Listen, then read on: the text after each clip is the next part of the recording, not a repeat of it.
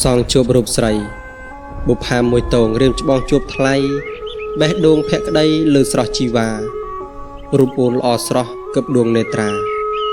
នៃដួងចិត្តបងពេលជួបស្រីភ្លាមចិត្តរៀមពេតតៃចង់បានរូបស្រីជាគូស្នេហាធ្វើមិនដេចបានអូនជាគូវាសនាស្នេហានោះទេបងមកពីឆ្ងាយបានជួបឆោមឆាយបុប្ផាក្រពុំកុលាបល្អស្រស់ដុះក្នុងរបងរូបស្រស់នួនល្អមេបារិសាបុប្ផាសិមរៀបស្រីស្រស់ជំទឿល្អកឹបដួងចិត្តបងប្រាថ្នាតែបុប្ផាស្រីចង់បានចរណីជាគូជីវិតសារភាពស្នេហាលើកននេថាតែរូបអូនមួយបងពិតជាស្មោះសូមអូនកុំព្រួយស្នេហ៍មួយថ្លើមមួយលុះក្រៀកសង្ស័យបងសូមសច្ចាចំពោះជីវ៉ាថាពិតជាស្មោះសូមស្រស់ពិសីទូចិត្តបងចោះ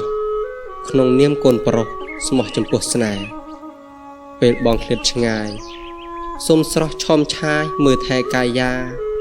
និងថែរក្សាស្នេហ៍ផងណាជីវ៉ាស្រស់ណនួនល្អផងណានួនស្រី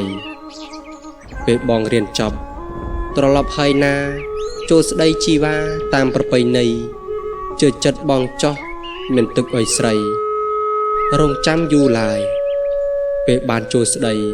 ស្រីស្រស់ស្នេហ៍យើងបានរៀបការជាគូវាសនាបងហើយនឹងអូនរួមក្បួនវាសនា